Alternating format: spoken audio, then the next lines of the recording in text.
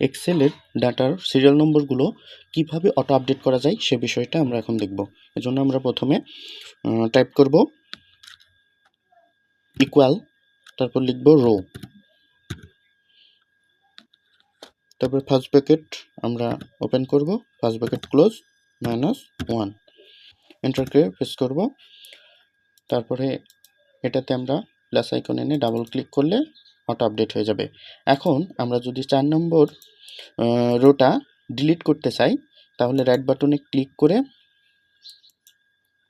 Delete অপশনে click করলে 5 নম্বর rota delete হয়ে গেল, কিন্তু এটা দেখুন অটো সিরিয়ালি আবার আপডেট হয়ে গেল, অর্থাৎ অটোমেটিক আপডেট হয়ে যাচ্ছে সিরিয়াল নম্বর।